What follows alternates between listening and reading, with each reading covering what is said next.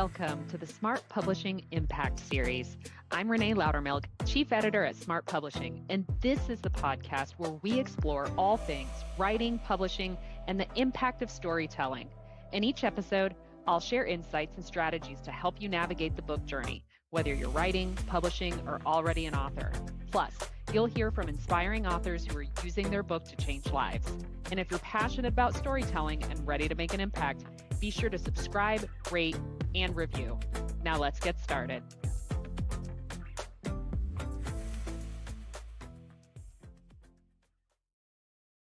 Hello, and welcome to another episode of the Smart Publishing Impact Series. I'm Renée Lautermilch, Chief Editor for Smart Publishing, and I am your host. Today, we have a solo episode that shouldn't take too long. It's a big topic and a small topic at the same time. And on next week's episode, we're actually going to have a longer episode because it is a guest interview with Victor Fernandez, one of our authors who released his book earlier this year. So we're going to gain his wisdom, hear all about his story, and get any advice that he has for authors out there who are writing a book, or, maybe you're not an author yet because you're thinking about writing a book. So be sure to subscribe if you haven't already so that you can get that episode when it comes out.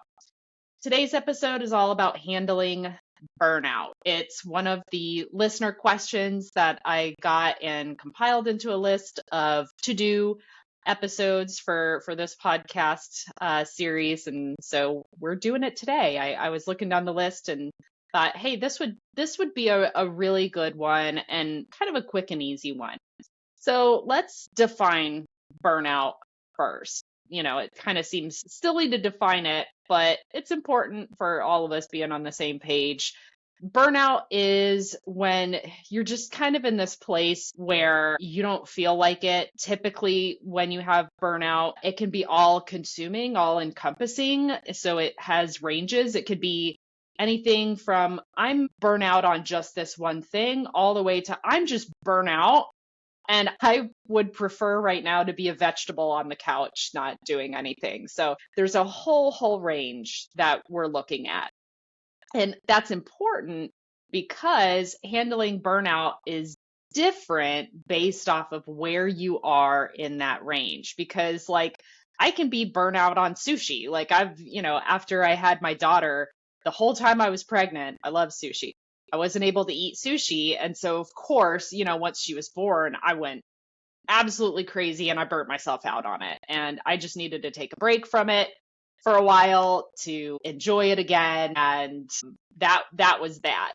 So there's a hint in that. So I guess we'll start at the side of the burnout range where it's like, I'm just burnout on this one thing being writing my book. Notice what I said about sushi. After I had my daughter, I was having sushi left and right.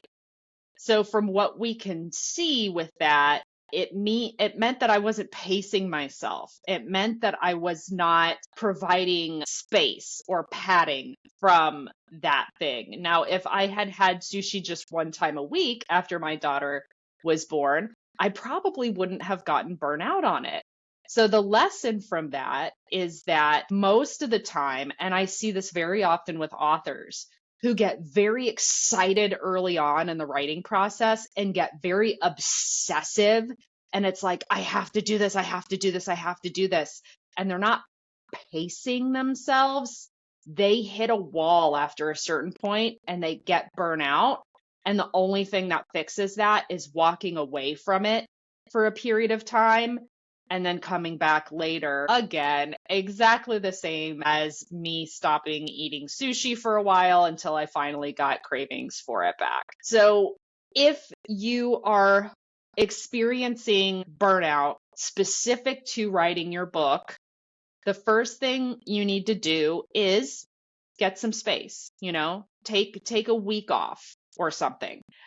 The second thing you need to do is when you come back to it, you need to reevaluate how you're going about writing your book. If it is like every spare moment you can get, you're working on it, that's probably what's leading you to burnout, because if all those spare moments aren't filled with things that counteract work, like rest, fun, play, then it's just like the movie The Shining. All work, no play makes Jack a dull boy, right? And funny enough, he's an author, I believe, in that book slash movie, whichever version of it you've either read or seen. But then there's that one scene where you can see he's just been writing like the same phrase over and over and over again. So you need to provide space. You need to be very wise about setting aside time that is specific to write, but at the same time, still having time that is me time, family time, fun time, so that every moment of your waking hours isn't spent on some kind of work. And that actually feeds into the other end of the range, which is I'm just burnout on everything. If you're just burnout on everything, that is again because you're not working in time to your schedule to just do nothing, relax and watch a movie, relax and play some video games. That's what me and my husband do together. And I think that there's, not only in American culture, particularly for the United States, but in entrepreneurial culture, there's like this glorification of the workaholic, of these people who are waking up at 4 a.m., doing all these different things, and everything is so serious. And if you live that way, you're probably going to experience burnout at some point in time. So what I recommend is that you have a sectioned space for it, where that is when you are writing your book, and you, of course, prioritize that time and you hold it sacred for just that.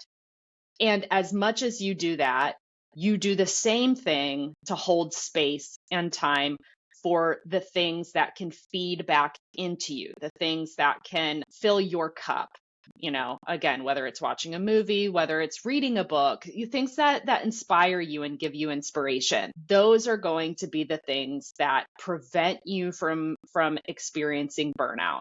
So it's really that simple. This is going to be a really short episode, but let's summarize what we talked about here. So first, we talked about what is burnout. Burnout is that feeling where it's like, I'm just done with this. I don't want anything to do with it.